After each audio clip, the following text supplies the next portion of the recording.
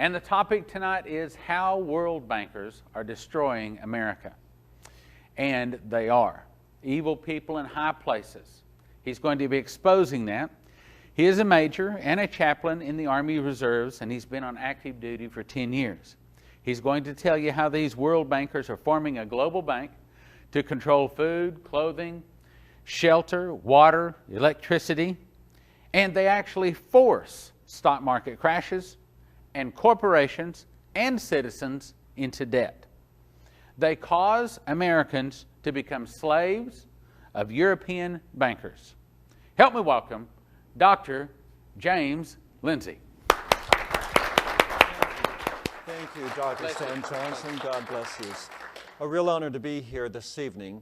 We have a lot of important things to discuss, and I really thank God for true patriots, great Americans such as Dr. Stan Johnson and the Prophecy Club for getting the word out and for giving me a format through which to communicate very, very important topics that Americans should be aware of. And I would like to begin with this quote. In the absence of the gold standard, there is no way to protect savings from confiscation through inflation. There's no safe store of value.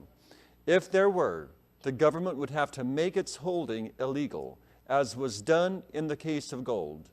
The financial policy of the welfare state requires that there be no way for the owners of wealth to protect themselves. This is the shabby secret of the welfare statists' tirades against gold. Deficit spending is simply a scheme for the confiscation of wealth. Alan Greenspan, 1966. I would like to share a series of photos from Iraq by way of introduction. And these photos I'm using simply as an illustration of something taking over America.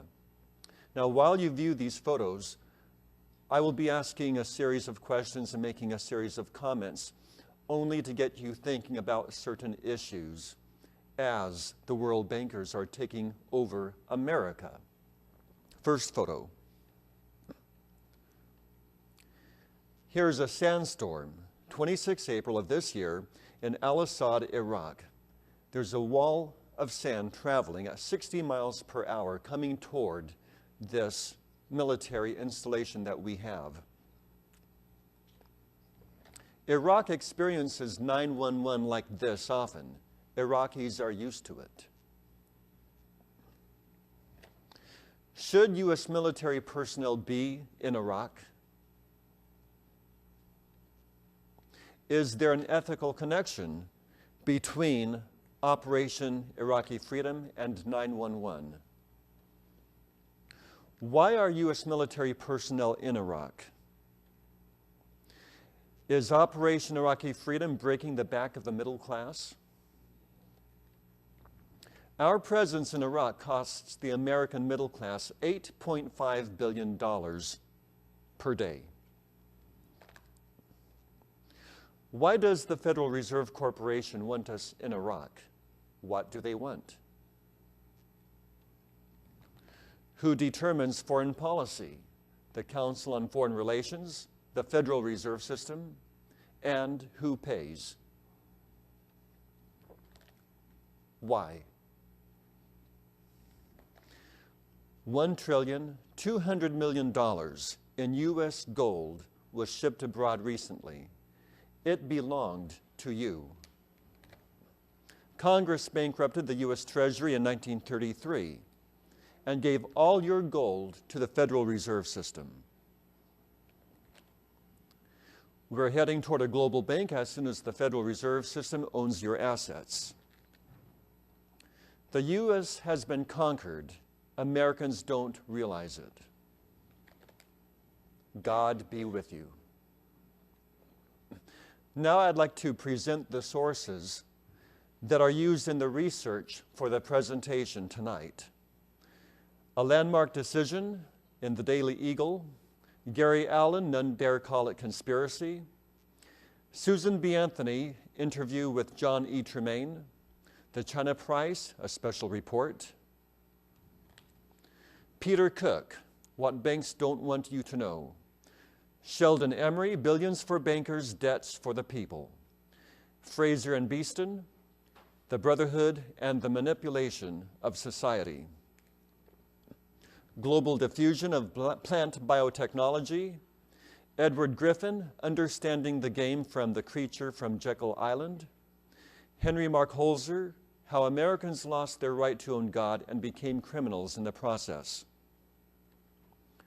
The Federal Reserve Fraud from BibleBelievers.org, and again, Tremaine with Anthony's interview. Edwin J. Vieira, Return to Constitutional Money. And here's an overview of what I'm discussing tonight. First, we'll discuss a history of our economy, then Federal Reserve Corporation. We'll talk about communism and inflation and interest. Let's begin with a history of our economy. We'll talk about the trends. Sheldon Emery states that in 1901, the national debt was $1 billion. It stayed less than $1 billion until we got into World War I. Then it jumped, mysteriously, to $25 billion. The national debt nearly doubled between World War I and World War II, increasing from $25 billion to $49 billion. Between 42 and 52, the national debt increased to $265 billion. And in 1962, it was $303 billion. By 1970, the national debt increased to $383 billion. And between 71 to 76, it increased to only $631 billion. The debt experienced its greatest increase during the 1980s, fueled by an unprecedented peacetime military buildup. And by 1998, the outstanding public debt soared past $5.5 trillion. Emery, page 1. The share of this debt for every man, woman, and child is about $21,000. Last year, payments on the debts and taxes took more than half of what the American earned. In 1990, the average American worker paid few taxes and had very little debt. I'm going to recap what I just stated because this is so severe. Let's go to 1910, where our national debt was $1 billion or $12.40 per person. In 1920, the national debt rose to $24 billion or $228 per person after only 6 years of the Federal Reserve System's existence. In 1960, the federal debt reached $284 billion or $1,575 per person. In 1998, the debt passed $5.5 trillion or $20,403.90 per person. Man, woman, and child. Emery, page 3. If the present trend continues, the national debt will increase. It'll double in 6 to 8 years. By then, the interest alone will be over $400 billion annually. Today, we stand before the dawn of a new world order. Most of the revenue collected by the federal government in the form of individual income taxes will go straight toward the national debt. At the rate that the debt is increasing, eventually we will reach a point where if the IRS took every penny that the hardworking American earned, it still will not pay for the interest alone on the national debt. The government would own nothing, people would own nothing, the Federal Reserve banks would own everything. Let's talk about a supply of money. Without an adequate supply of money, no civilization, no society would function appropriately. Every society must have an adequate supply of money. Without it, all industry in America would cease. Farms would become only self-sustaining units. Surplus food would disappear. Jobs requiring the work of more than one man would remain undone. Shipping and large movement of goods would come to a grinding halt. Hungry people would plunder and kill for food. Hence, we need to stop illegal immigration. All government, except for family, would cease to function. Emory, page 2. In 1930, America did not lack industrial capacity. We did not lack fertile farmlands. Skilled and willing workers were in abundance. We had an extensive and thorough transportation system with railroads, road networks, and waterways. We had the best communication systems in the world with telephone, teletype, a government mail system, radio.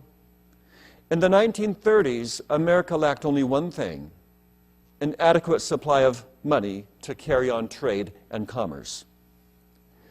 In the 1930s, bankers, the only source for new money and new credit, deliberately refused loans to industries, stores, and farms. Payments on existing loans were required, but money rapidly disappeared from circulation. Goods were available to be purchased, and jobs were waiting to be done. But a lack of money brought our nation to a standstill.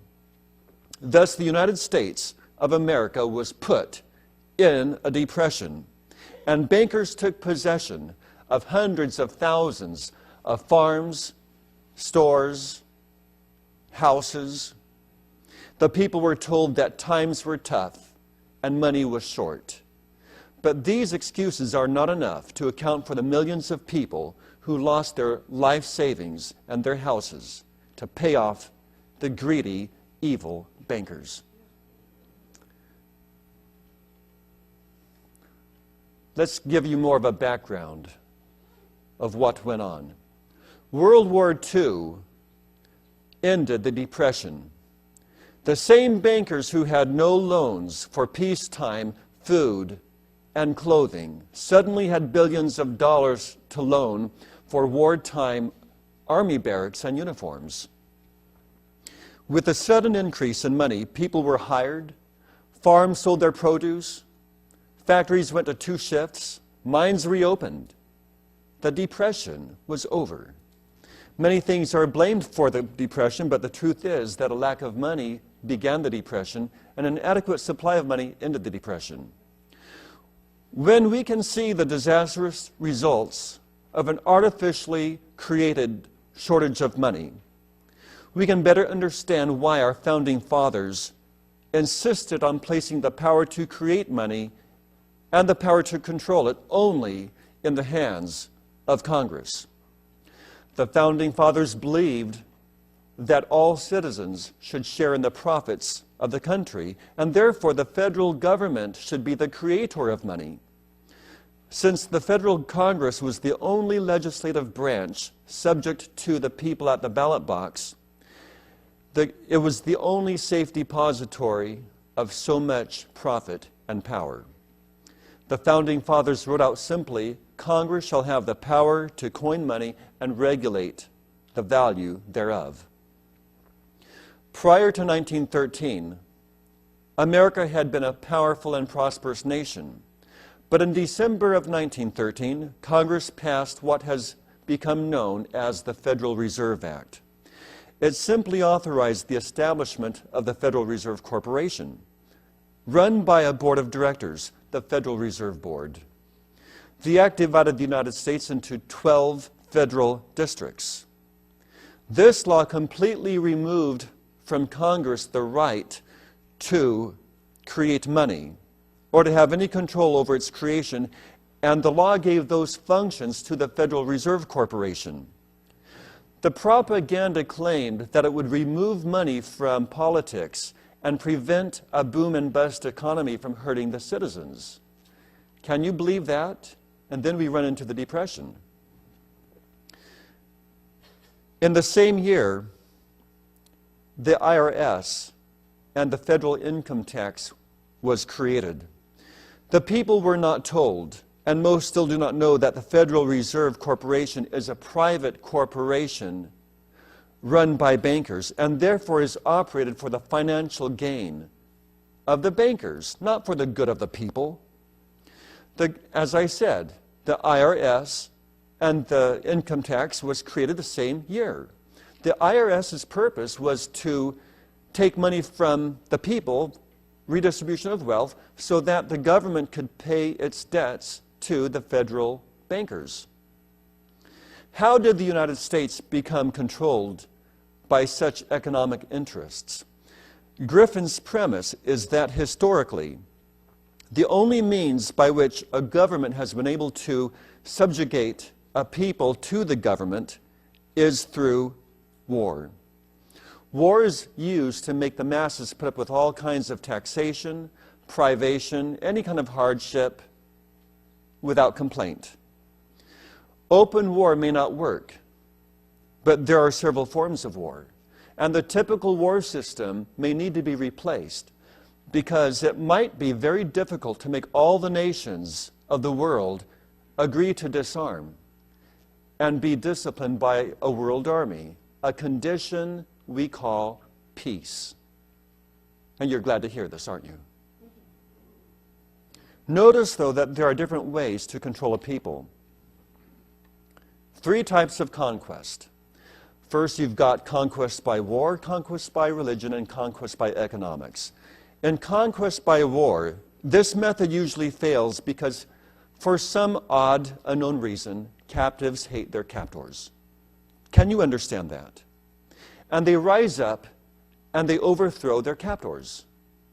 And much force is needed to maintain control, so it makes it very expensive for the captors to remain in control or regain control of the disobedient little captives. Conquest by religion. Men are convinced they must give part of their earnings to their captors as obedience to God. Such captivity is vulnerable to philosophical exposure and armed conflict, since religion, by its nature, lacks military force to maintain or regain control. And then you've got conquest by economics. This takes place when nations are placed under tribute, without the use of visible force or coercion. The victims do not realize they have been conquered.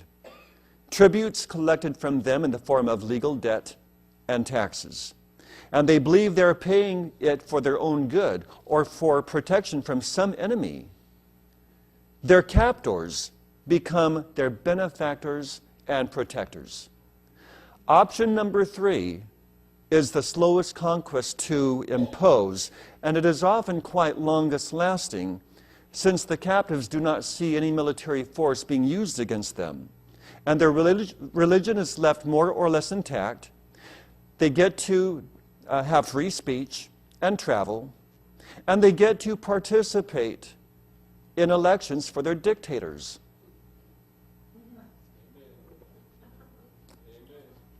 And the instruments of their own society are used to transfer their wealth to their captors.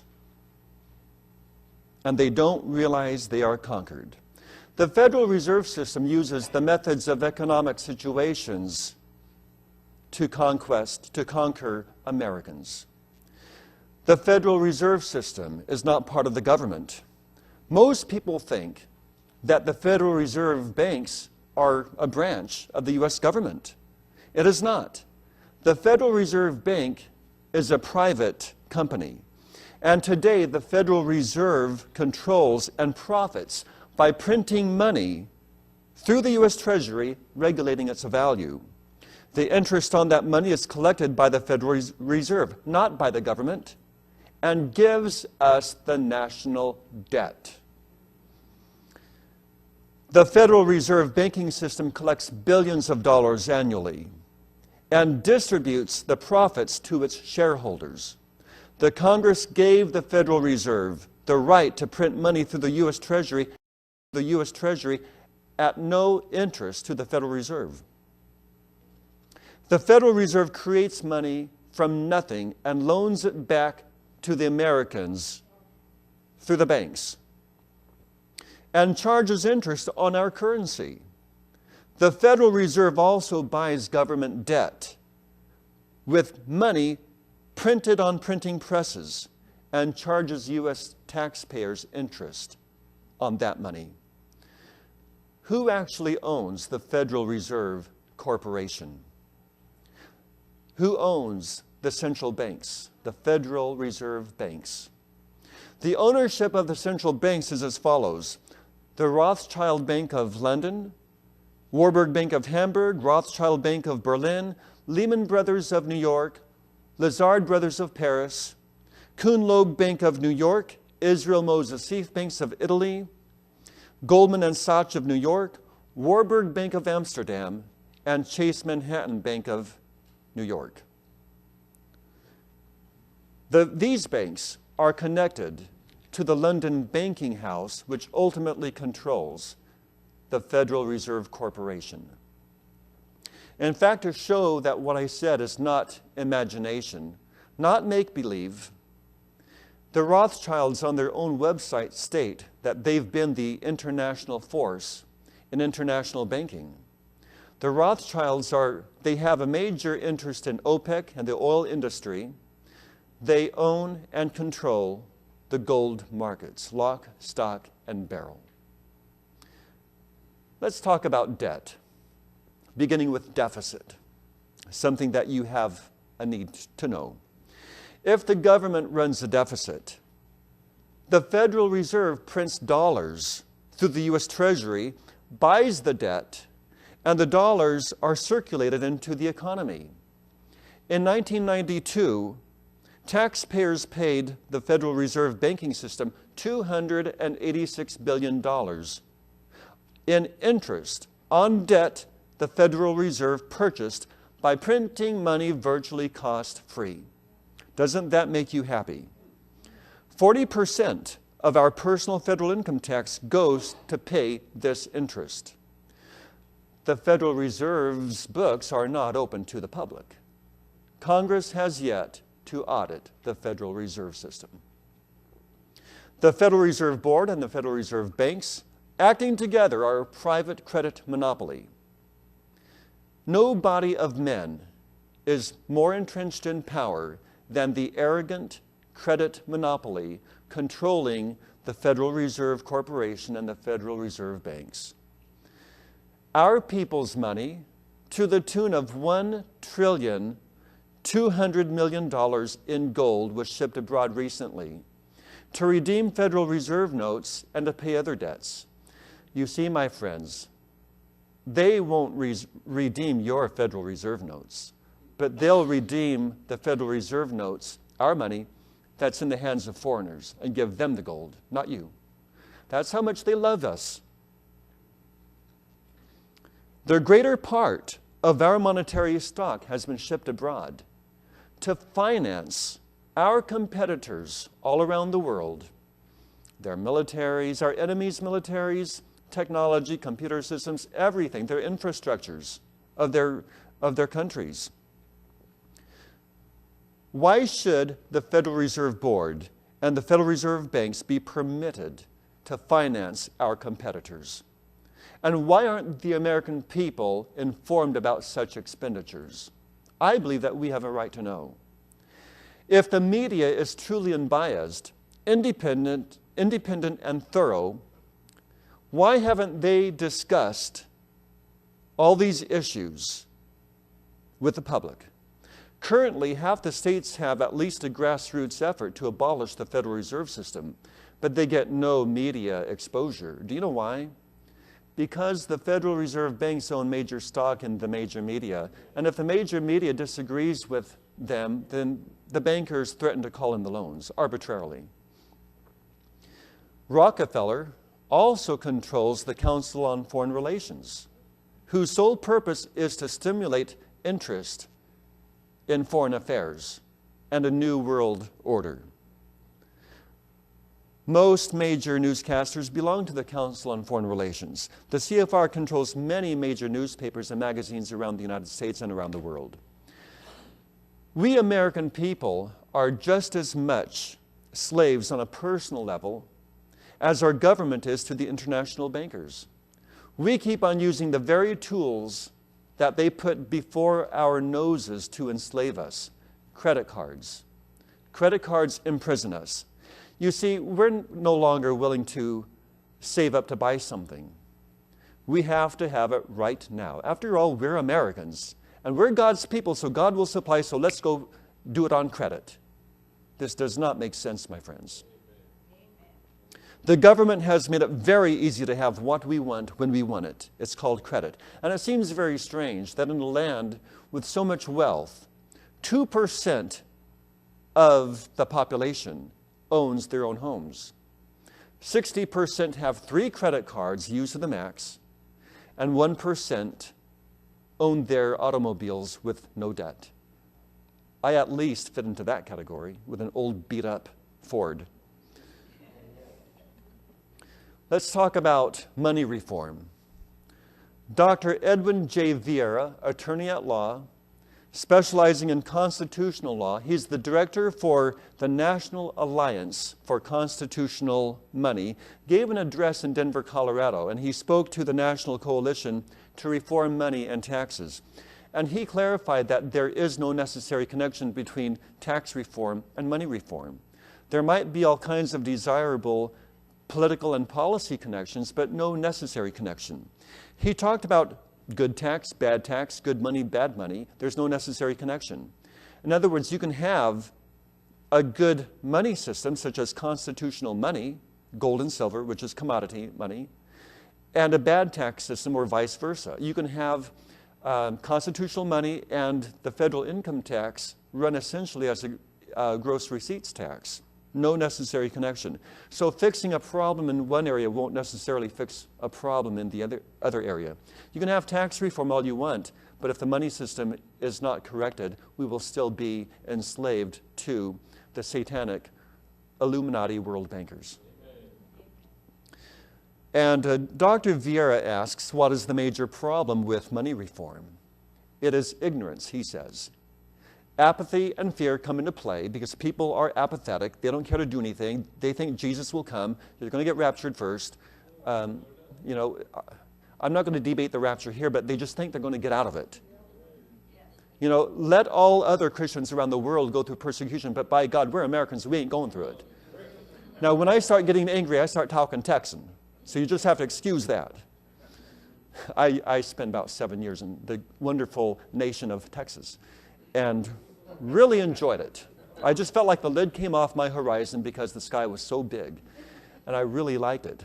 But I got off my notes here. I'm rambling. See, when I start rambling, I just start talking about all kinds of wonderful things. Let's, for example, if you were to travel around the country and check into a hotel, here's an example of the ignorance that I am talking about. You go to the desk and you check in, and the clerk says, how are you going to pay for this? And if you said, well, do you accept Federal Reserve notes? She'll say, no, we accept money. Or Visa, MasterCard, American Express. And if you pull out a dollar bill and point to where it says Federal Reserve note, she'll be totally confused. Not because she's a blonde, but just because she's never heard of a Federal Reserve note before. I didn't mean to offend the blondes out there. Men come in all colors too. I grew up with blonde hair until I got into college, then it began to get dark. But thank God it's not too gray yet. But this illustrates the ignorance that's out there. They do not know what the thing is called that we call money. And a show on CNN a while back talked about economic reforms that had to occur in Eastern Europe and the former Soviet Union, and whether the U.S. should participate in reforms by providing funds. And when you talk about reform, it usually refers to the banking systems, the money system, the economic systems. And this expert from the government, if they represent the government, they are experts, you know that. And he said that absolutely not. We would no way provide for funds if the nations in question did not submit to a central bank to monitor the currency and the control of their currency, their money system. You know, we seem to propose the same kinds of control that our Constitution prohibited in America. And this kind of statement and discussion shows that there's a lot of attention being paid to monetary reforms all over the world. It's easy to show and almost impossible to refute that a dollar is a very specific silver coin containing 371¼ grains of fine silver. It's always been this way since the inception of the American Republic. The Constitution fixes the monetary unit of the United States as this dollar. It empowers Congress to coin silver and gold coins, and it very specifically prohibits the government from issuing what the Founding Fathers called bills of credit, what we call paper currency, which is a rotting vegetable, redeemable in silver and gold. And so it's really senseless to talk about a gold or silver-backed dollar. The fact that so much debate on the Federal Reserve System focuses on this point shows how totally ignorant most of the people are about the subject of American money. Defining the dollar constitutionally is the first step in explaining the real nature of the problem that we have with the Federal Reserve System. Some people don't know it, but this is a problem that we have. And I want to point out why this is a problem. We have to look at three aspects, the 3 points I'm going to discuss to understand the Federal Reserve System. First point is that there's been a devolution of the dollar, of money, of currency during the past 200 years. There's a movement of the devolution from commodity money to fiduciary money to fiat money. And so I'll define each of these things. Commodity money is a medium of exchange, a money with intrinsic value, such as gold or silver coin.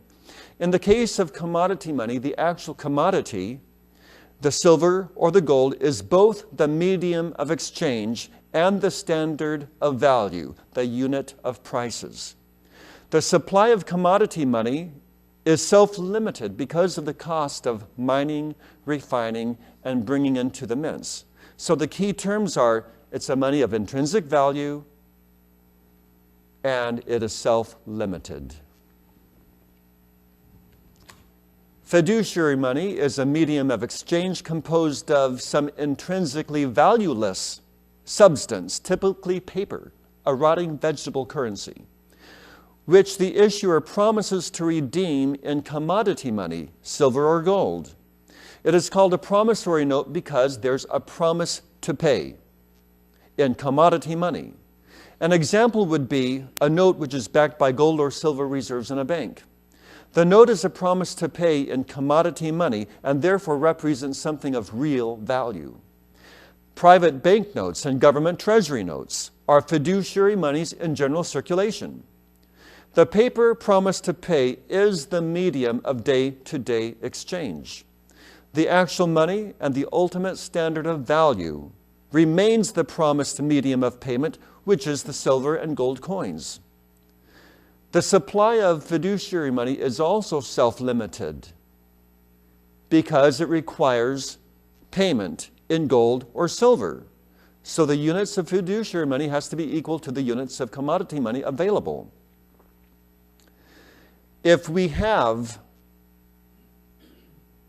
a free market system in which contracts are going to be enforced, fiduciary money will be issued only to the extent that the issuer can satisfy the demands for redemption. We have to realize, however, that free market always affects this kind of money because there's always the threat by the government or a powerful interest group to step in to repudiate the promise to pay, the promise to redeem. Fiat money is backed by nothing. It is composed also of intrinsically valueless substance, paper, which the issuer does not promise to redeem, either in a commodity money or fiduciary money. The only reason why people accept it is because of faith. Because fiat money has no legal connection to commodity money, and there's no economic cost in terms of production, it is not self-limited. We must realize that the value of fiat money is always largely a matter of public confidence in the economic or political stability of the issuer. Fiat money can be manipulated very easily by anyone involved in its creation. Historically, every major fiat money has been destroyed in hyperinflation. Hyperinflation is an extreme decrease in the purchasing power that is caused either by unlimited increase in the supply of fiat money by the issuer or simply by the loss of public confidence in the value of the money or in the economic or political stability of the issuer. Second point. The theory and history of fiduciary money, also the theory and history of banking, must focus on the ever-present problem of redemption. Why is it a problem? Because there's a promise to redeem in gold or silver, commodity money. Commodity money in silver or gold coin is itself payment because it contains a fixed weight of precious metal. But a unit of fiduciary money, a banknote or treasure note, is only a contingent, an uncertain payment, because it depends on the ability and the willingness of the issuer to redeem it. Fiduciary money always threatens to become fraudulent money. The history of fiduciary money is the history of monetary fraud, both economic and political. Third point, the danger of fraud in the issuing of fiduciary money is acute in the case of fractional reserve banking. In fractional reserve banking, the bank is always issuing more units of fiduciary money than it has units of commodity money available for redemption. It counts on the assumption that not all Americans will come forward demanding redemption, all at one time. Modern fractional reserve banking is inherently fraudulent because it is simply impossible for the banks to simultaneously fulfill its promises. The bank managers know that complete redemption is impossible, and therefore the promises are false. Bank customers are simply ignorant of how the fractional reserve banking system works. Let's talk more about the Federal Reserve System. If you want to understand the significance of the Federal Reserve System, then you have to understand that there is no such thing as politically neutral or politically independent money. Ultimately, money is both a medium for storing wealth and exchanging wealth. Thus, money is a form of property and a mechanism for implementing contracts that transfer property from one person to another person. Even in a free market economy with limited government, money has always a necessarily political character. The degree to which, you have to understand this, the degree to which the government protects the money system from private fraud and public looting is the degree to which the government respects and protects private property. I question whether or not our government protects and respects private property here in America, especially with the insane, the asinine tax system here. We'll talk more about that. A free market economy will necessarily have one kind of money system. A mixed economy, another kind of money. A socialist economy, another kind of money, and so forth. But in every society, the money system always accurately reflects the political values of that nation or that society, always. So the debate over whether the Federal Reserve System ought to be independent of Congress is completely misdirected.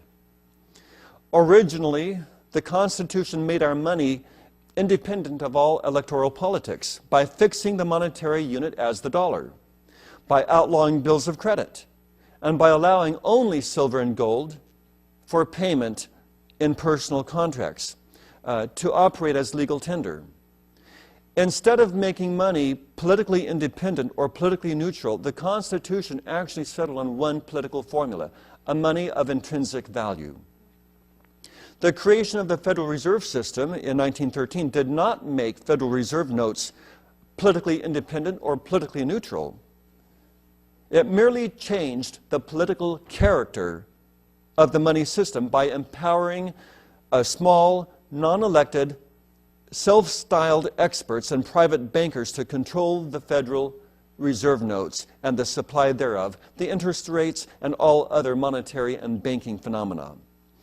The Federal Reserve System actually politicized money because it enabled politicians, administrators, and a few very specially selected special interest groups to exercise the very control over our money system that the Constitution originally disallowed.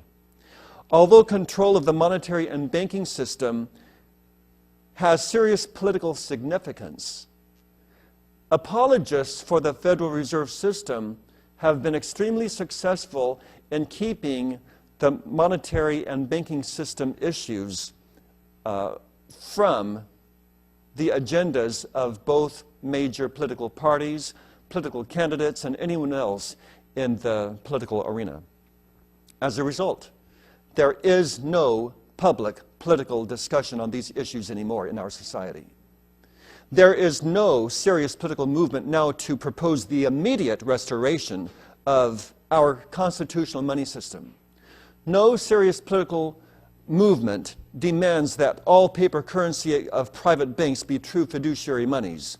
No serious political movement attacks fraudulent fractional reserve banking. No serious political movement denounces the incestuous relationship between the federal government and the federal banks through the Federal Reserve Corporation. It is vitally important politically that no serious political movement challenges the government's use of the monetary and banking systems to regulate the economy. And it is of vital political significance that the general public is simply unable to devise any kind of strategy in dealing with the satanic Federal Reserve Corporation as a supposed agency of the federal government. The Federal Reserve System, when it testifies before Congress, tells Congress what the policies will be, not the other way around. Congress does not control it. Nobody has a handle on this agency. Nobody. A group that could exercise all these matters without complaint by any significant portion of the public must be very powerful. How the apologists for the Federal Reserve System has managed to stifle public political debate on the Federal Reserve Corporation, the history books do not tell. What is clear is that the Federal Reserve was established to remove the Constitution as the controlling agency in national monetary policy and to guarantee that certain special interest groups were disproportionately represented in determining that policy.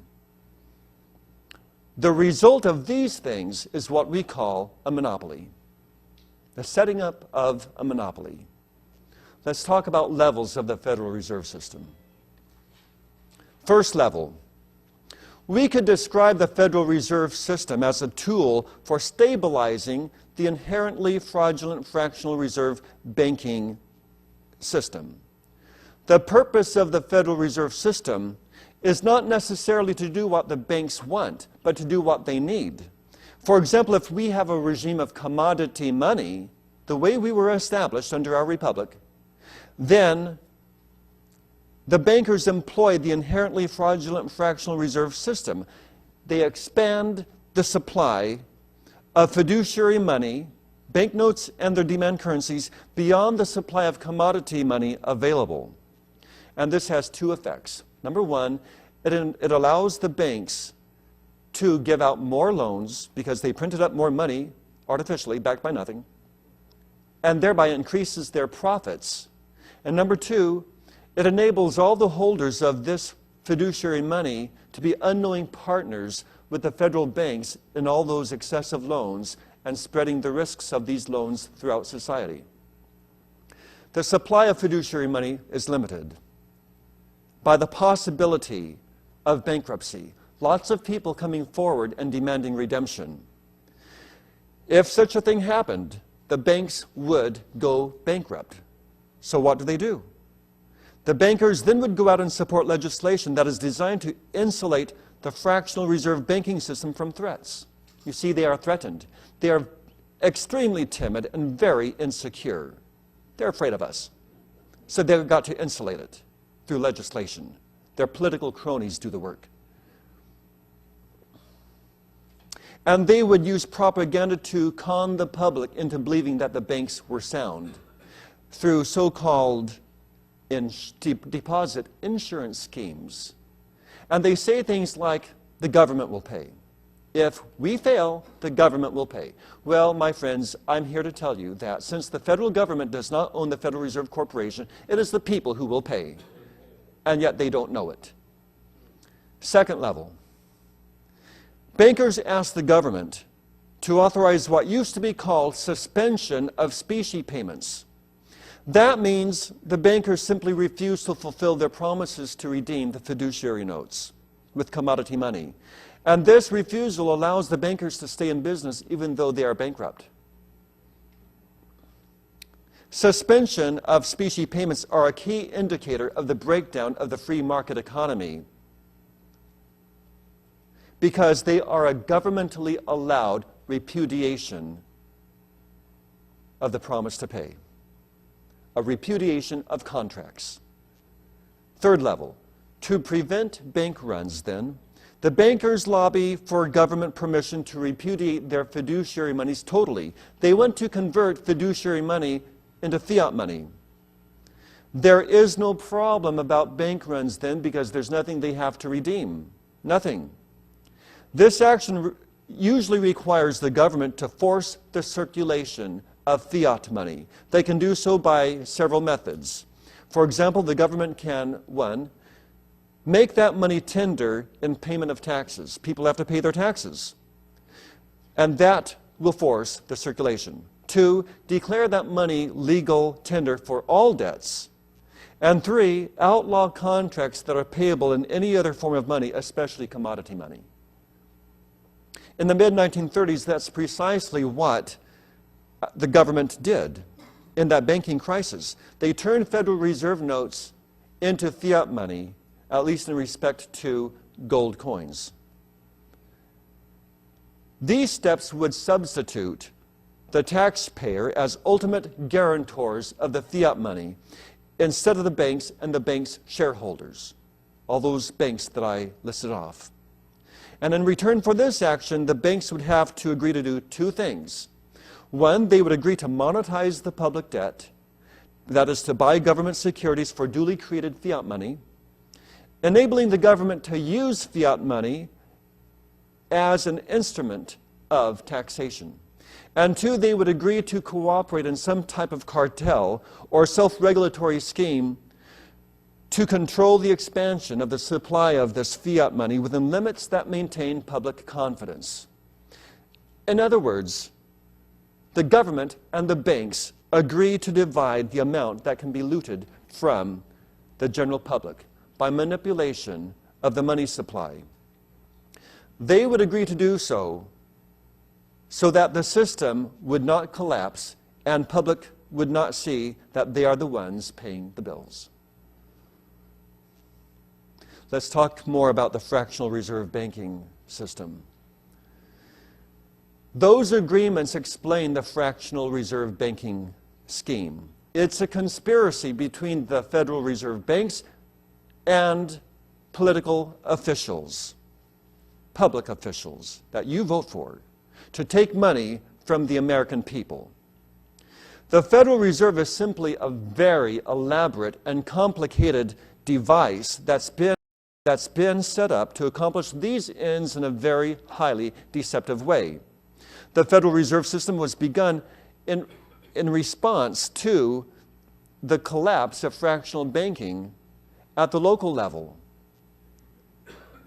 by the bankers and the political cronies who are now doing this at the national level to regulate it all. Actual real fiat money came into existence in this country in 1968. We had a repudiation of the promise to pay in gold in 1933, and we had the repudiation to pay in silver in 1967 and 1968.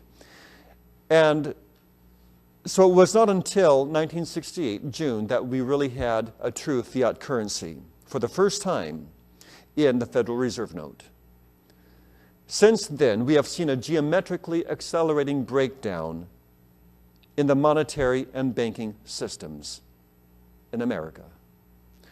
So what? What are the results? Today, we suffer under a regime of fiat currency and unlimited fractional reserve banking.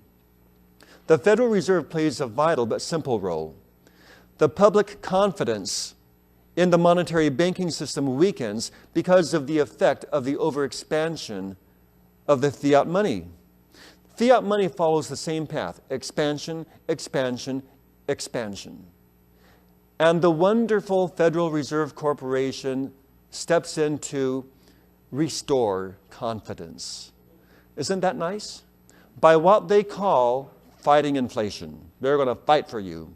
But they never fight inflation so drastically that they precipitate a genuine economic collapse or endanger the interests of the banking cartel, its satellite industries, or the political cronies. There is a problem. Any system of fractional reserve banking suffers from inherent instability that only increases over time. You see, my friends, it's a pyramid scheme. They don't want Americans involved in pyramid schemes because we might make money. But by God, they're going to do it. And you don't know it. Consequently, we can expect that the remaining lifetime of the Federal Reserve confidence game is relatively short-lived. The Federal Reserve System is not simply a control mechanism for the national banking cartel. It is one of the most important mechanisms in a pervasive system of economic regulations that's ever existed in the history of the United States, or that the world has even seen. And this explains the political independence of the Federal Reserve System. If an administrative state is to regulate the economy with relative autonomy from the electoral public and most special interest groups, then the monetary agency must claim political independence. The political independence of the Federal Reserve System is precisely what one would expect it to claim when it's part of an anti-democratic mechanism for economic and political control. The fact that no constitutional branch of the national government, not the Congress, not the judiciary, not the president, ever disputes the Federal Reserve System's supposed independence shows the truth of the claim. Let's talk about communism, the results of monetary fraud. Contemporary political money and the banking system that generates it has 5 major consequences. Number 1, political money is the prime means by which the government operates a system of hidden taxation through the increases in the supply of money, the inflation mechanism. Inflation of the money supply is a hidden form of taxation. And one of the ways in which the government can redistribute real wealth from citizens to the state is by changing the amount of money in circulation. Number 2, by operating a system of hidden taxation, modern political money allows the ruling elite of the country to redistribute the nation's wealth from one group to another. The American Institute for Economic Research, Great Barrington, Massachusetts. They put out a paper every year describing the amount of money that's been redistributed since World War II. And the last one shows and documents that $6 trillion has been redistributed since World War II from the people to the ruling elite. A tremendous loss of wealth since World War II due to the Federal Reserve Corporation, a private company. 3, by functioning as a mechanism for redistributing wealth, modern political money systematically corrupts the electoral process because it enables politicians to buy votes with government spending programs, made only possible by the banking system's ability to monetize the public debt. By tying the banks to the public debt, modern political money licenses the banks to loot the public treasury, first by guaranteeing the Federal Reserve notes as obligations of the United States, calling them legal tender, and second, by providing bailouts to the bankers through FSLIC, RTC, FDIC, or whatever, when the inherent fraudulent fractional reserve banking scheme collapses. We can see it happening, hundreds of millions of dollars for the recent savings and loan bailout. How much for the coming commercial banks bailout? Insurance companies, pension funds. It all eventually will have to be bailed out. And 5, modern political money and banking function as a key mechanism in the scheme of economic planning that misdirects and wastes resources and thereby deliberately is designed to lower the standard of living of most Americans. We see communism collapsing in Eastern Europe, the former Soviet Union, other parts of the world, but we have still got it here. How to take action? What can we do about it? A reform of the Federal Reserve by institutional changes or by the possibility of going to a supranational banking cartel or world banking system, a new world order banking system is ahead. These steps for change can be documented historically based on early instances of American constitutional and statutory law.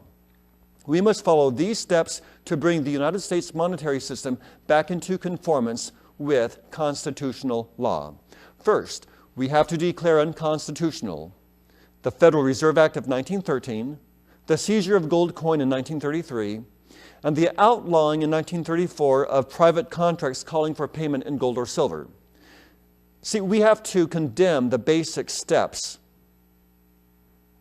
that were taken by the government in undoing our money system and establishing ultimately the fiat currency system. Second, we have to disestablish the Federal Reserve System and privatize the few politically legitimate and economically useful functions that it has, such as a national clearinghouse, for example, whose functions would be legitimate and useful for private banks. Third, we have to definitely terminate the status of Federal Reserve notes as obligations of the United States and as legal tender for all debts. There is no constitutional justification for the American taxpayer to be the ultimate guarantor for the investment schemes of the banks, the savings and loans, and the Federal Reserve. Fourth, we have to dedicate to the restoration of the constitutional money system the gold that was unconstitutionally seized from the American people in 1933. Most of the gold that's been held at Fort Knox and West Point, if it's still there, is what is called the coin melt gold. It is the 90% pure gold that was melted down from gold coins that were seized during the 1933 seizure.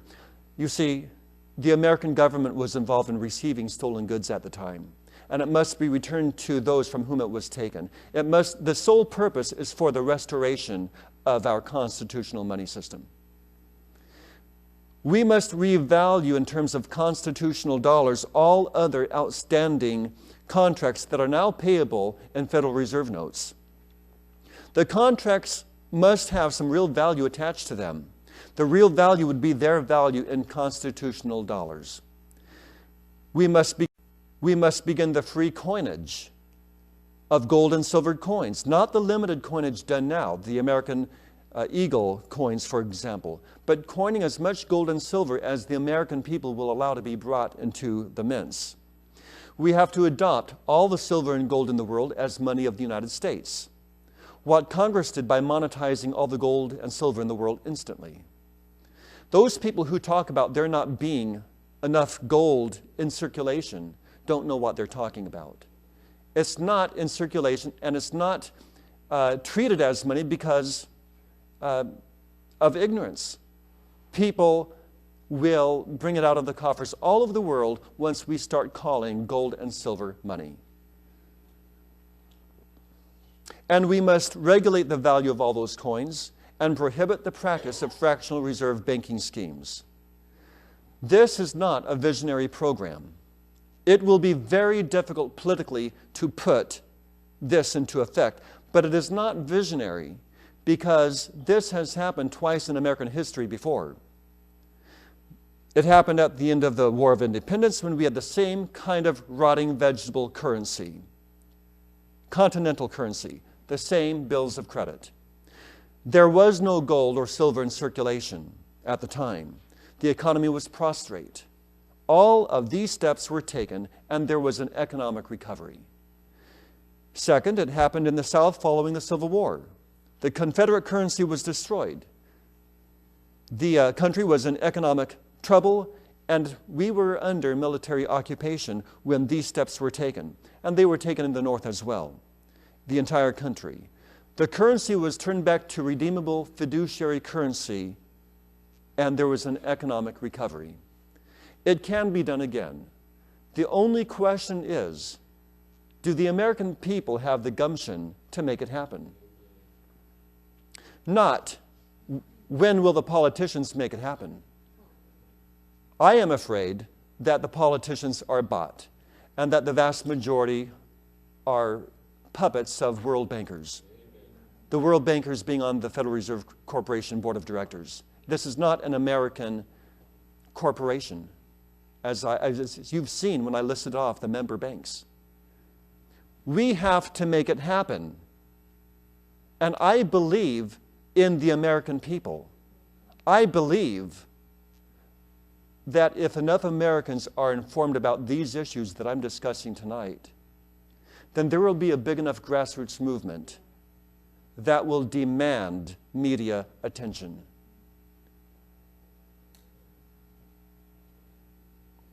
Let's talk about politicians' lies. You didn't know they lied, did you? You believed in them 100% because American blood runs through their veins and they say they're Christians. So we believe in them automatically.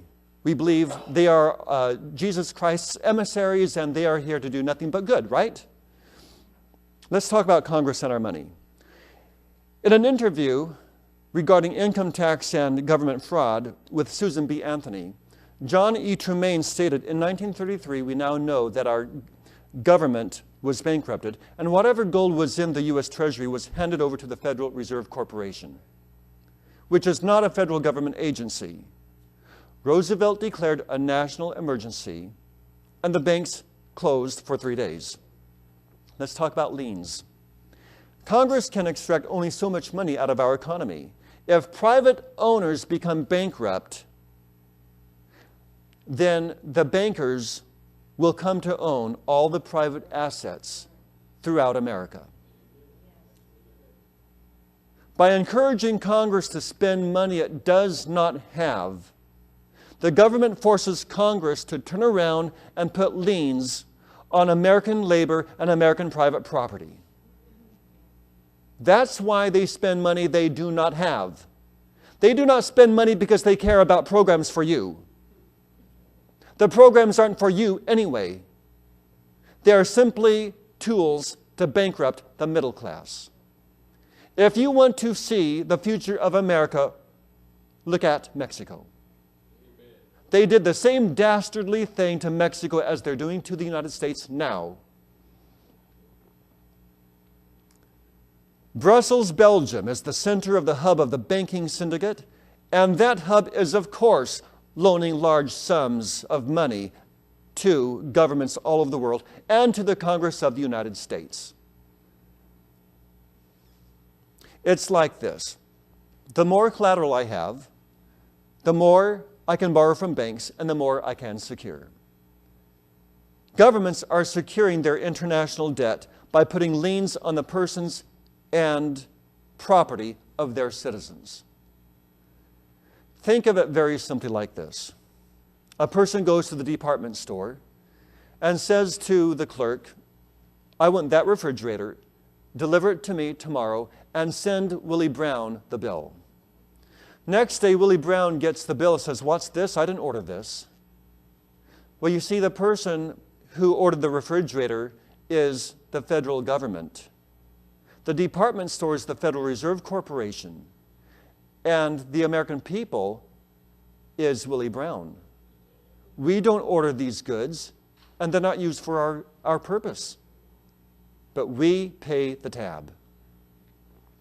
The fraud is that Congress bankrupted the U.S. Treasury and turned all their gold over to the Federal Reserve banks, which are not federal agencies. The Federal Reserve is a municipal corporation created by an act of Congress, but it is still a corporation. And all that gold is now in their hands.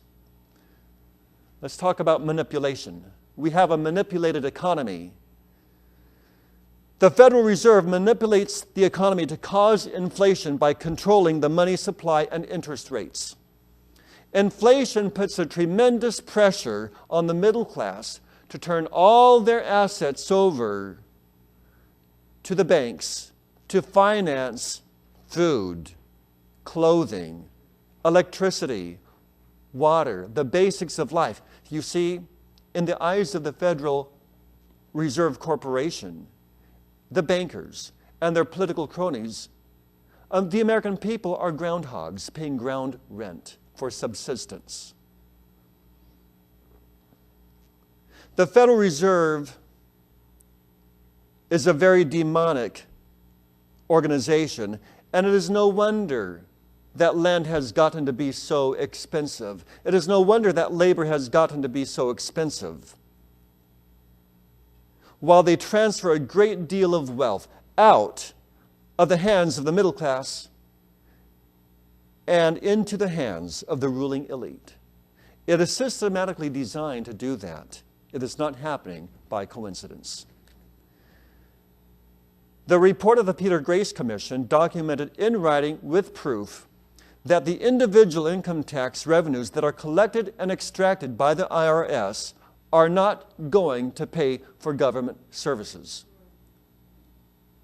They're going to pay for interest on the national debt, and they're going to pay for transfer payments to the people on the receiving end of Social Security payments.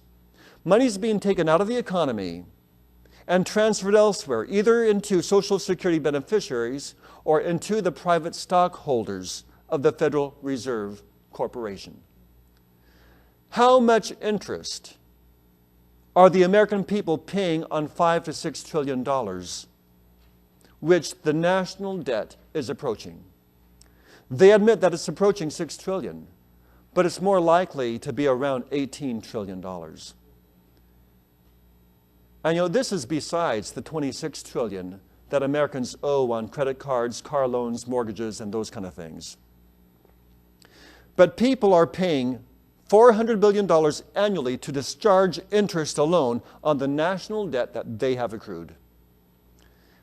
And that does not do anything to the principal, while the government year after year enlarges that principal.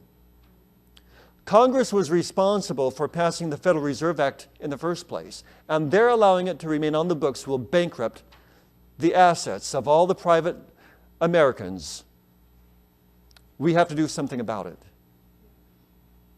What can we do? When Anthony asked Tremaine what the ordinary citizen who is fed up with his money being squandered can do, Tremaine answered this way: First, we have to take steps to eliminate the ignorance because the law is in place. The law is there to defend our rights. The purpose of the Constitution is above all to protect individual rights. If the American people want to fight this thing, we can do it.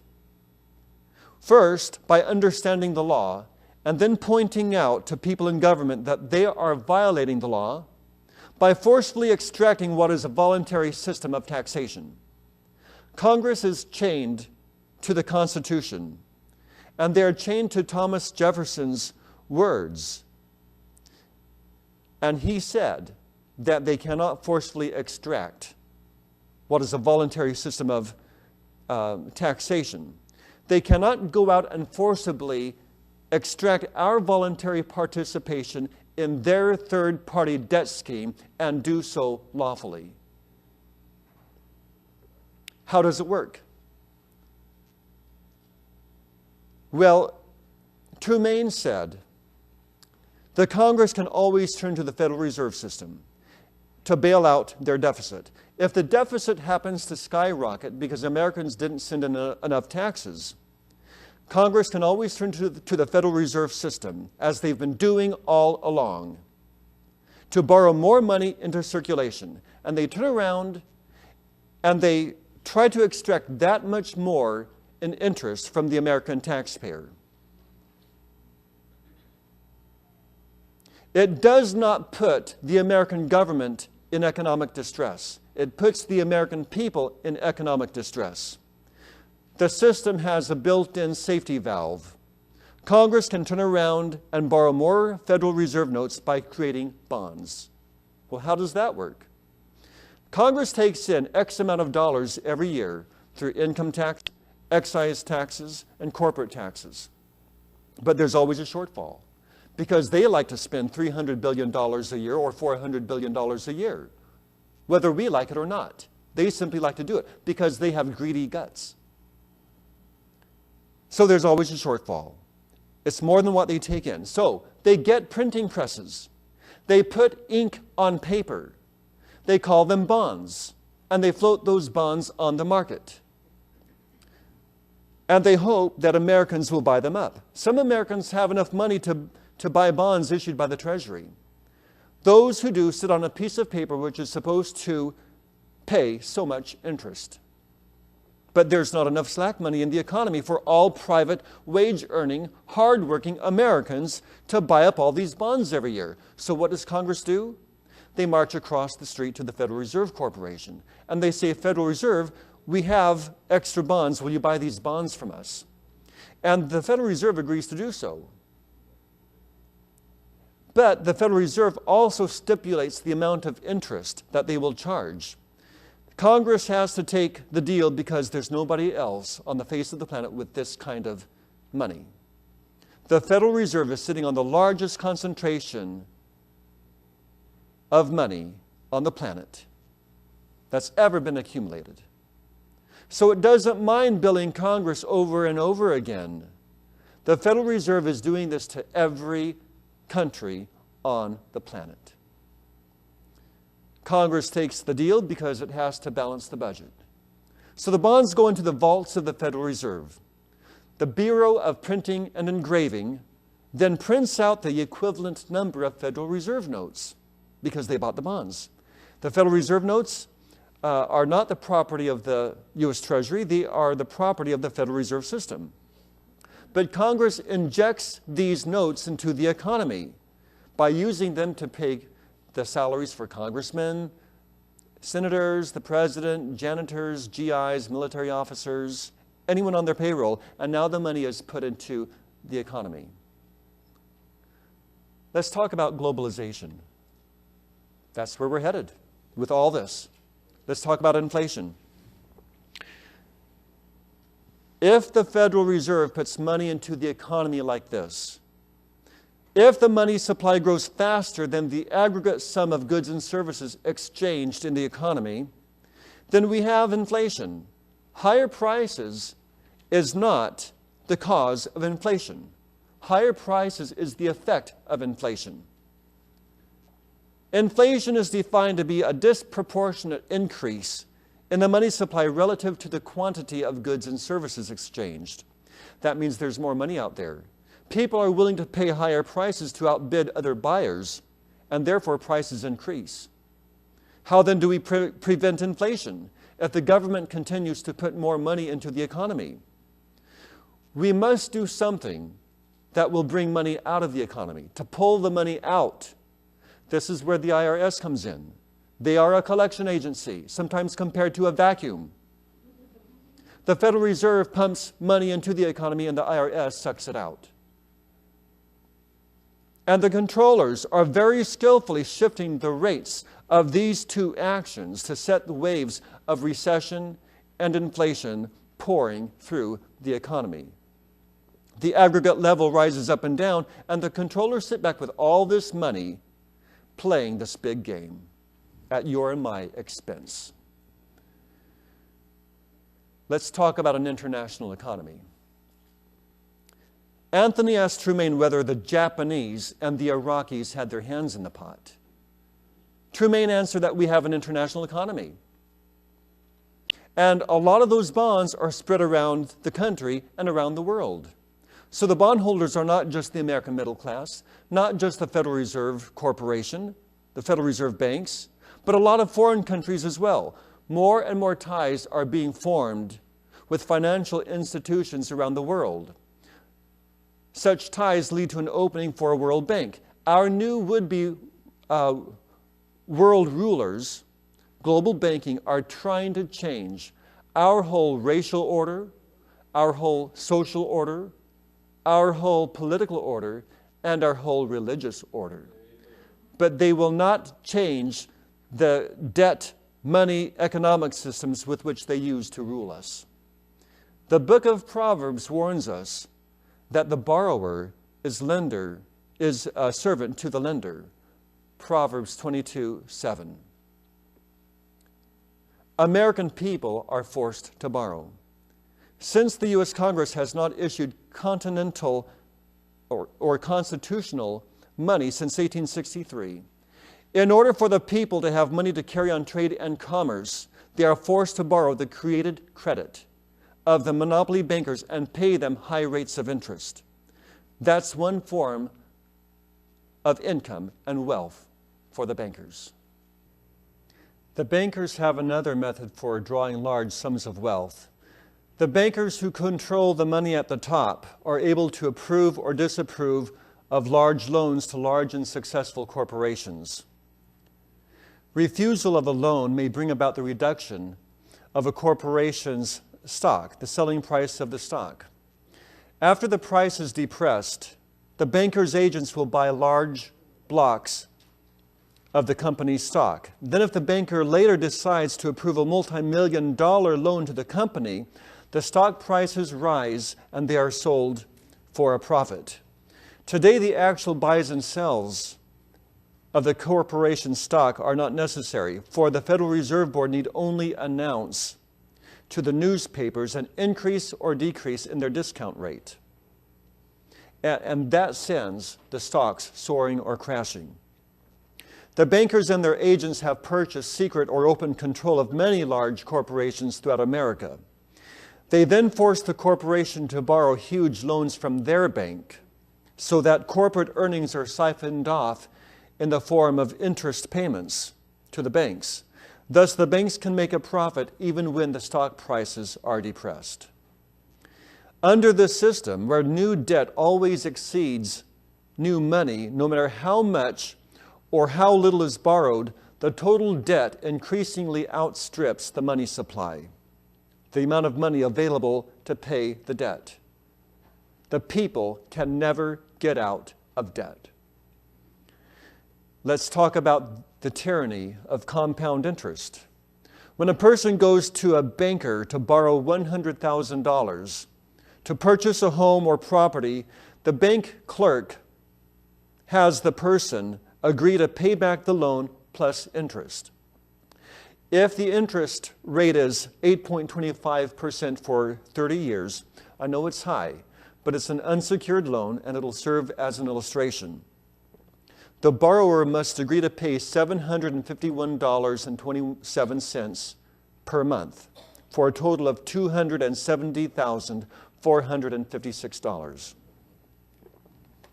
The bank clerk then requires the person to assign to the banker the right of ownership of the property if the borrower does not pay back the money. The bank clerk gives the borrower a check for $100,000 or a deposit slip crediting the borrower's account with the money. The borrower then writes checks to the builders, the workers, the escrow company, which then writes checks to pay company bills. So $100,000 of new checkbook money is added to the money in circulation. However, the flaw now shows up. The money to pay back the loan is not created. And so the borrower has to take out of circulation $270,456 or $170,456 more than what he borrowed. Every new loan puts the same process in operation. Each borrower adds a small sum to the total money supply when he borrows. But the payment on the loan then deducts a much larger sum from the total money supply. And since this has happened millions of times during the past few years, you can see why the United States has gone from a very prosperous nation to a very debt-ridden nation, where practically every home, every farm, every industry is paying interest to the bankers. There's therefore no way that all debtors can pay off the lenders. I'd like to read to you a passage from Proverbs chapter 1, beginning with verse 10 through verse 19. This talks about communism, which is the title we give what I talked about, the redistribution of wealth. It says here, "My son, if sinners entice thee, consent thou not. If they say, come with us, let us lay wait for blood. Let us lurk privily for the innocent without cause.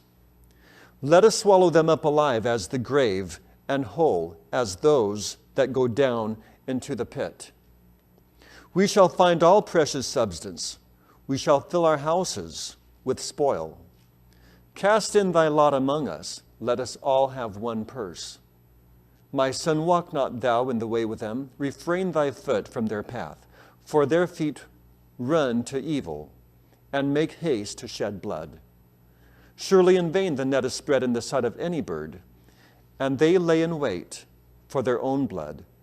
They lurk privily for their own lives. So are the ways of everyone that is greedy of gain, which taketh away the life of the owners thereof." My friends, this is communism, and the Bible refutes it. That means it's been around for thousands of years.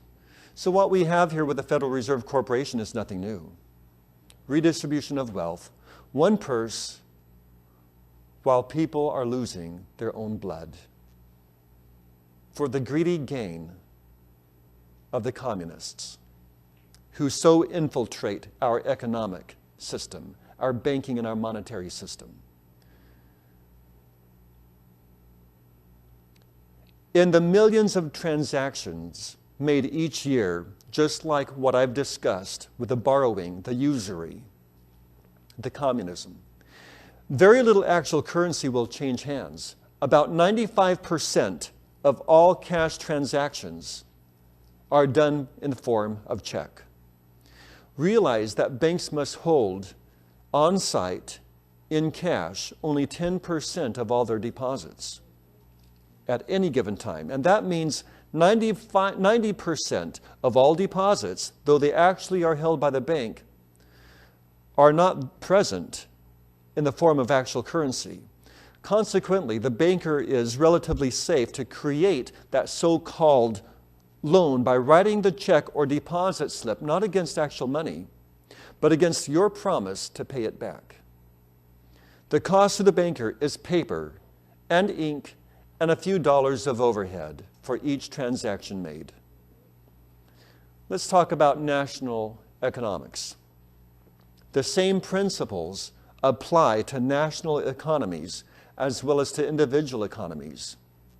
For example, when a nation gets into trouble, along comes the International Monetary Fund and the World Bank to loan more money so that the nation in question can make the repayments, the interest on the repayments. The different national economies are like the ships in the sea. They're all sinking. But some ships are kinder than others, and they try to help out some of the other ships bail out their water as they run into icebergs and face tidal waves that the national bankers, the world bankers, send their ways. But they're all sinking. And this prolongs the inevitable while one tries to help the other. We have to get out from under the world bankers' control. Let's talk about truth and correction. You see, there is a correct method for providing currency for each citizen. No private banks would exist to rob the people if we followed the original constitutional system. Government banks, under the control of the people's representatives, not Satan's representatives, but the people's representatives, would issue and control all money and credit. They would issue actual currency as well as limited credit at no interest for the purchase of capital goods such as homes. This means that a $100,000 home or loan for a home would only require a $100,000 repayment. All workers on the home would get paid just as they do now. But the greedy, communistic world bankers in the Federal Reserve Corporation would not take in a mere extra $170,456.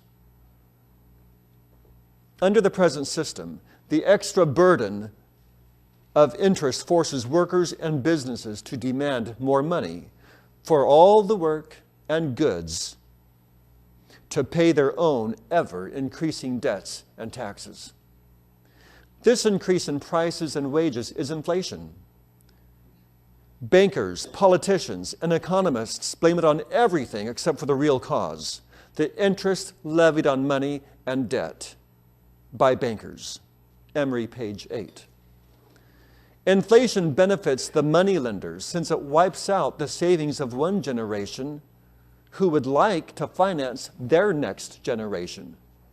But the next generation has to borrow all over again now from the greedy world bankers, the Federal Reserve banks. And it's systematically designed to do this, to break the American middle class.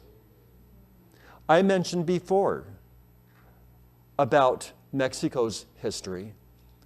I shared with you how in the early 1900s, Mexico was the wealthiest nation on the planet.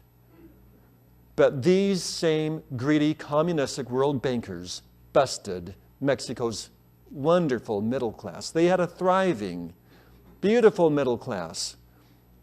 But look at Mexico now.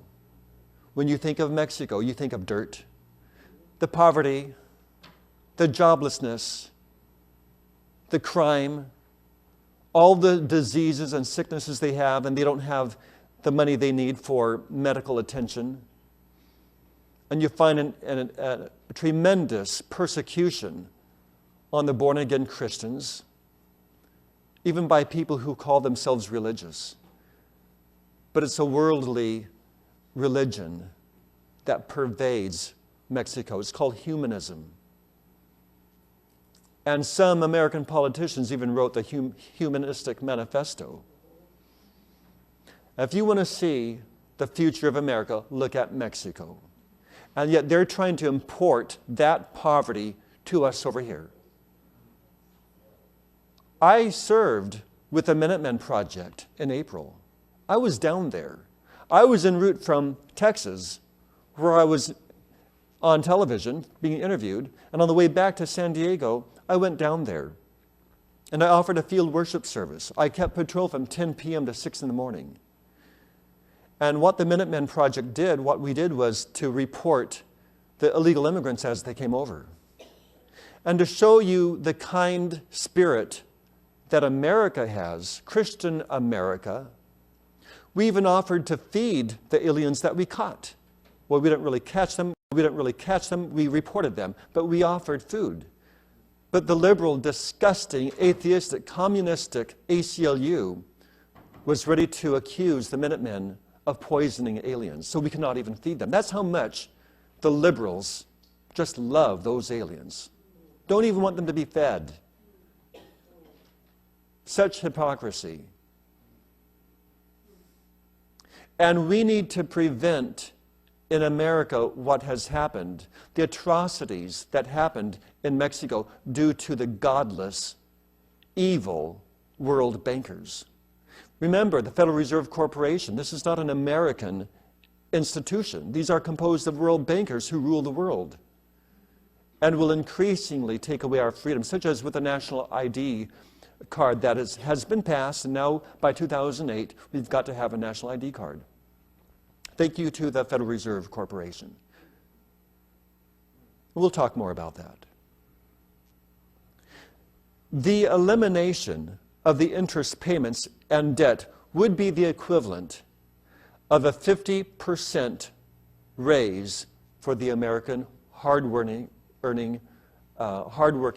wage earner. A 50% increase in salary. A 50% increase in purchasing power. The equivalent of $400 billion annually that would go back into our pockets so that we could spend more money, fund more missionaries to go around the world, and let business thrive because we'll spend more money and we will keep our industries going. Just think if we could revive the steel industry, which has been busted by the Federal Reserve Corporation. Our jobs are being exported. I mentioned the $133 billion in job losses alone. That does not include outsourcing. But the $103 billion in job losses to the illegal aliens coming over here. You know, some people say that Mexico has to improve in their economy to stop illegal immigration so that they will want to stay in Mexico. Yeah, right. So we should just let them keep coming here until they improve?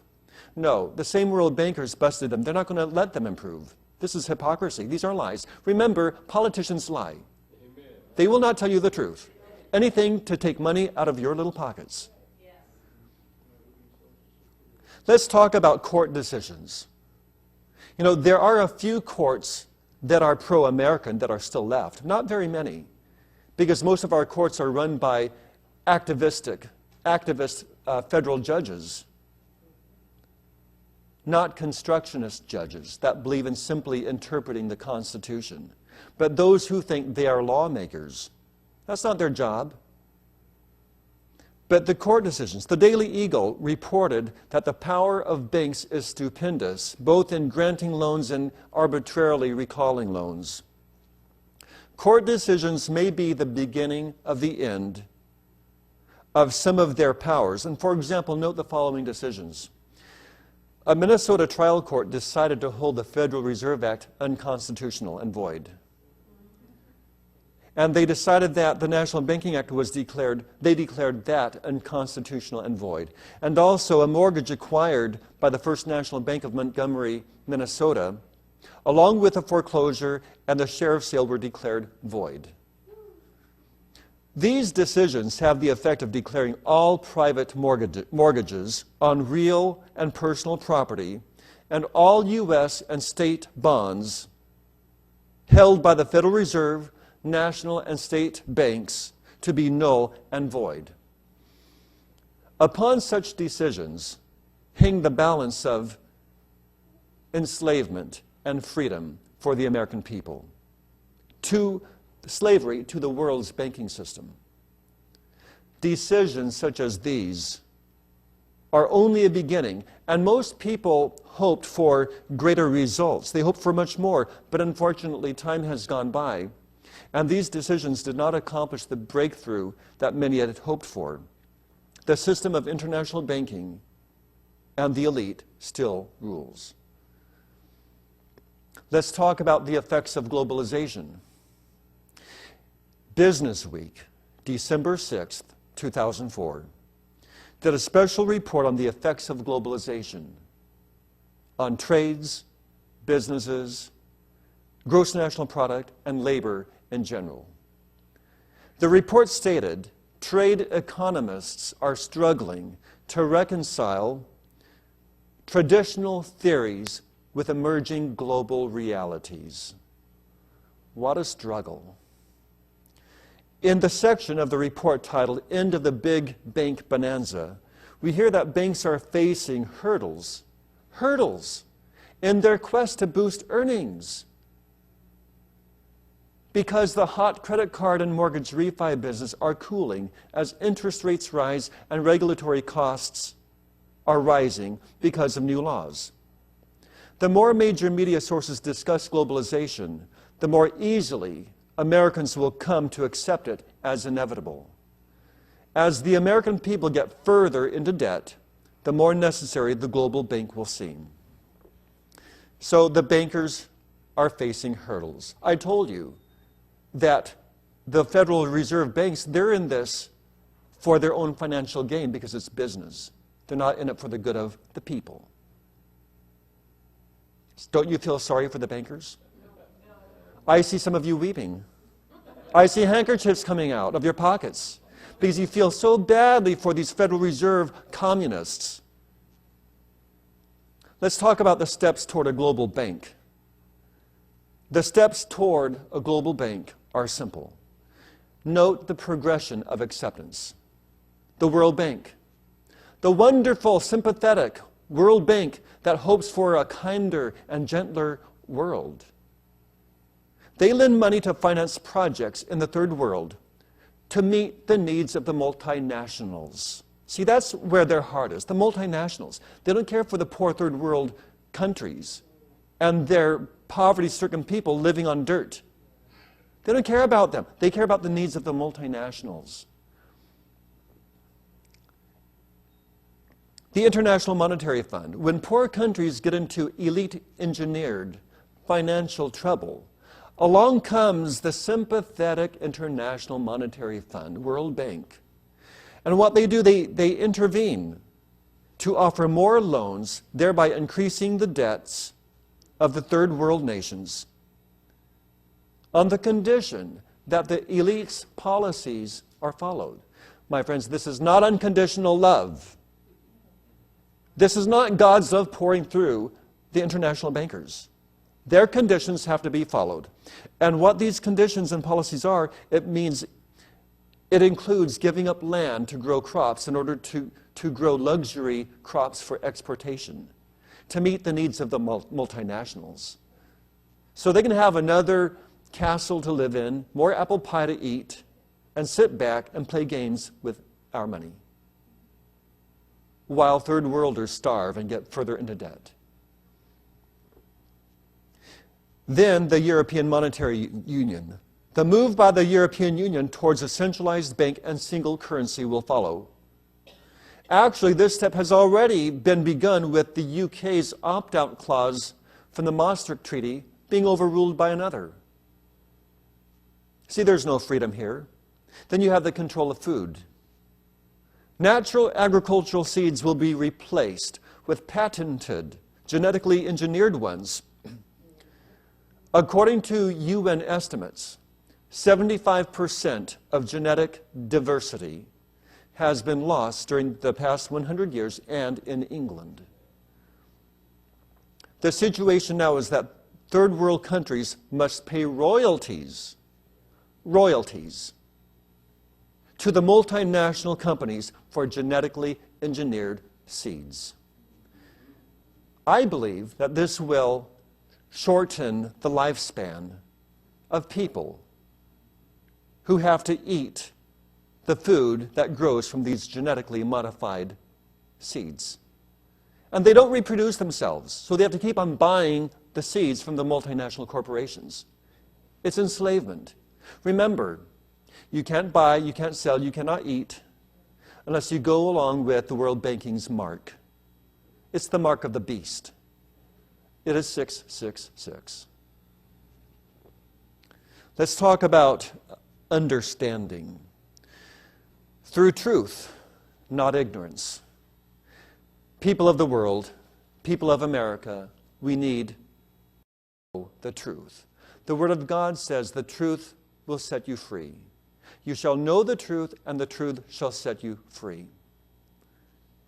The United States will not shake off her banker-controlled dictatorship as long as the people are ignorant of the hidden controllers. Banking concerns, which control most of the governments of the nations and most sources of information, television, newspapers, magazines, are afraid of only one thing: an awakened, patriotic citizenry armed with the truth. You see, they are threatened. They are insecure. Remember, the demons believe in Jesus Christ. They believe in the truth. See, that's Jesus Christ, and they tremble. And so the demons inside these greedy world bankers are trembling that Americans would come to find the truth about what they're all about. See, they are as scared as little tiny mice running up and down the curtains in the cathedrals. Now, they're in the cathedrals.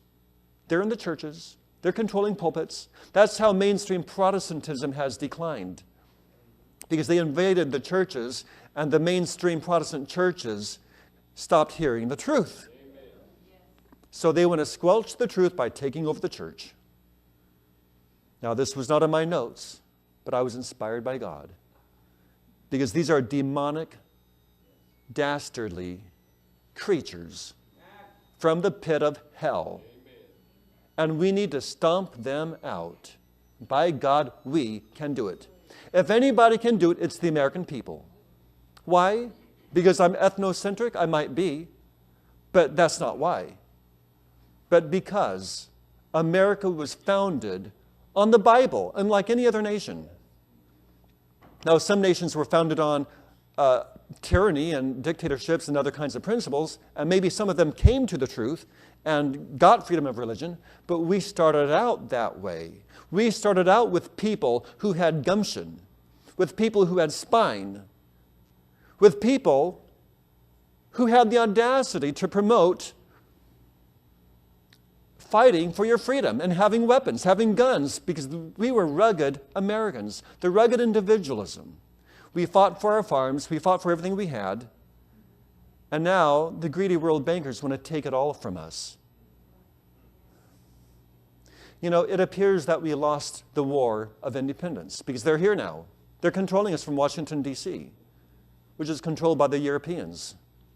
We can take it back because we have the right spirit.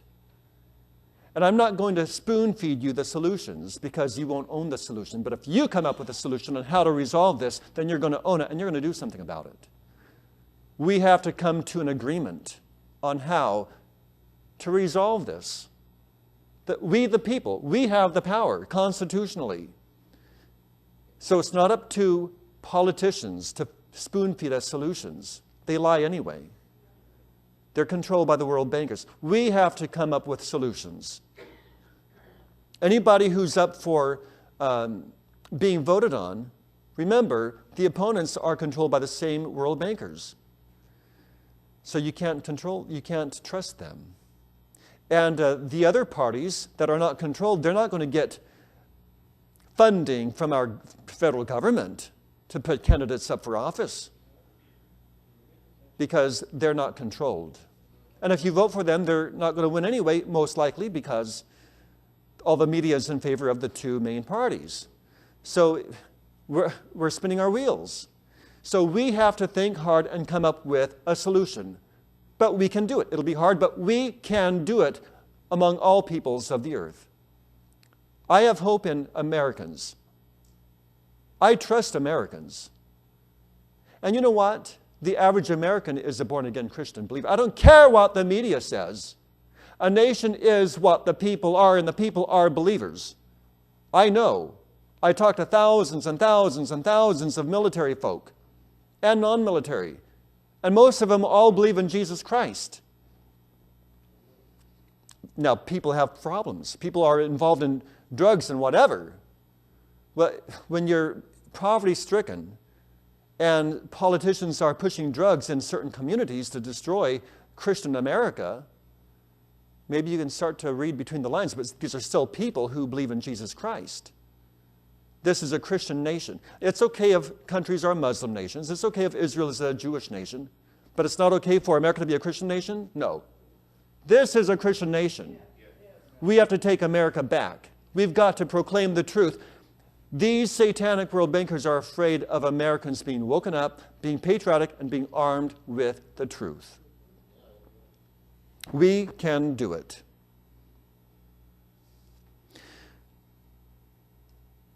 Fraser and Beeston recommend that in order to regain control over our financial system, we learn about the economic treaties which fall under the Global Agreement on Trade and Tariffs, GATT, such as the North American Free Trade Agreement, NAFTA, the Asia-Pacific Economic Cooperation, APEC, and the European Union, the EU. These have been designed to lower the standard of living in most developed nations via a transfer of wealth. With these treaties, governments remove trade and tariffs, protections, tariffs and trade protections, thus forcing small businesses to compete with transnationals. They call it economic rationalism. Economic rationalism is based on a free market, laissez-faire, free enterprise society. It will not work otherwise. Fraser and Beeston, page 11. Edward Griffin, in a speech entitled How the Federal Reserve Act Was Made into Law, reveals how the Federal Reserve was created, as well as the background of the International Monetary Fund, World Bank. Even more informative is Griffin's book, The Creature from Jekyll Island, a second look at the Federal Reserve. In the book, he states that since the system makes it profitable for banks to make large, unsound loans, then the banks will make that kind of loan, for they can collect interest. Hence, they do not care if the loan is ever paid off, if the principal is paid off. In fact, they prefer the principal not be paid off so they can keep on collecting the interest. They know they cannot lose. And the Federal Reserve guarantees that massive loans that go into default will not be allowed to seriously affect the issuing bank. The banks cannot lose. For credit card loans, bank mortgages, and most car loans, the banks do not actually loan anything, not one penny of actual money. Instead, the banks use the papers people sign, their promise to pay the bank, to create that loan in order to fund the loans. Griffin also points out that the fears of our founding fathers were appropriate and realistic. The Federal Reserve is the fourth central bank that the United States has had. The previous three crashed with inevitable inflation and economic disaster. The fourth central bank. We've been down this road before. Do we not learn from history? Is there any wonder why satanic, godless public education does not teach history? Amen. They don't want Americans to know that from which they came. And Karl Marx once said that if you can separate a people from their history, you can convince them of anything. Karl Marx.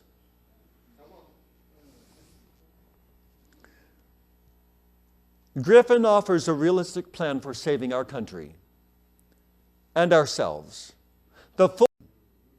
Rescue them with a world currency. The IMF World Bank is already functioning with the Federal Reserve Corporation as a world bank. A world currency is already designed waiting for a crisis to justify its introduction. In the past decade, the U.S. has been deliberately weakened by seemingly insane spending, both at home and abroad. And as just one example, remember President Bill Clinton's offer to send billions of dollars to Eastern Europe, the Baltic countries, Poland, the Ukraine. Insane, completely insane. And Americans have been so duped into passivity, watching the World Bank-controlled boob tube, not thinking a thing about it, thinking this is normal. Do you know that our taxes don't pay for aid given around the world? Not one dime we pay in taxes pays for aid. No, everything we pay in taxes pays the interest on the debt. Every time they send aid abroad, they have to print the money, then extract that much more from you in interest. It's time we wake up, America. It's time we take America back. Remember, the love of money is the root of all evil. All evil. And these greedy commies running the Federal Reserve Board love money. Therefore, you will find behind all of their schemes all evil. All evil means murder, just like Proverbs talked about. Murdering to gain people's goods. So how are they going to murder us? Shorten our lives? Send illegal immigrants over? Let me tell you, every nation in world history that's been taken over were taken over by barbarians. That means people crossing the border and attacking the people of the land. People who don't listen, wait until they come to your door, ready to rape your wives, your teenage women, in front of you while you're tied up, and then slit your throat in front of the women, then take all of your money, all of your food, and all of your weapons. This has happened in every society in the world when they've been taken over. We have to secure our borders. No matter what. No matter what it takes, we have to slam shut the borders. This is one tool of the communistic world bankers to destroy America and to kill us off. Amen. If you think I'm joking, there's a plan right now for 5 million Mexicans to kill 5 Americans each. So you will instantly have a 25 million person Holocaust. This is not about do we love Mexicans. There are Arabs coming over the border. There are 5,000 to 10,000 Chinese soldiers in Mexico training Mexican soldiers to create revolution in America. We have to know who the enemy is. Now, I've done missionary work to Mexico. I love Mexicans. I love their food. And we have a lot of wonderful Mexicans here, and their forefathers fought with us against Mexico at the Alamo. This is not about do we love Mexicans. But we have to know who the enemy is. And when that godless, satanic Vicente Fox, and I hope he gets this video, tries to take over the Southwest, we better be ready to defend America. That means blood will be shed.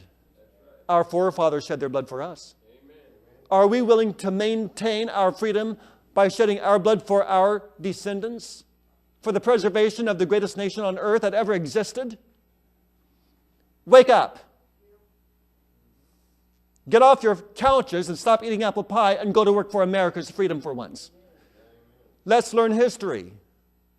I'm ready to call up the troops, Americans, patriotic Americans, equip them with truth. We're in hot water. You know, how do you boil a frog? In cold water, that's how. And then it gets hotter and hotter and hotter so they don't jump out. Well, the world bankers don't want us to jump out of the pot. Subdue us with gradualism. Wake up. Will world banking have a chance to come to the free United States of America? I know we're not free, but people think we're free. So the free United States? Most people would automatically say, no, not here. Of course not. They've been conditioned. However, so many people are in such debt that they will never see their way out on their own. Therefore, they are especially vulnerable to a world banking and money system. Subtle moves toward the New World Order have been furthered by current banking and economic situations. Remember that those who own the money control the world. There will always be vastly much more fiat money in circulation than there is actual wealth to back it up. And when the borrower runs out of money to pay their lenders, they will have only two choices: become enslaved to the world bankers, the dictators, the ruling elite, the communists, or conquer them. We need to begin the conquering process while we still have breath left, because our lives are at stake. Proverbs 1:10 through 19. Through these facts of daily life, we see the possibility of economic takeover for our country. Henry Ford once said, "It is well that the people of our nation do not understand our money and banking systems, for if they did, I believe there would be a revolution before tomorrow morning." I've presented solutions from the book based on what scholars have said, based on history, how we've overcome it before.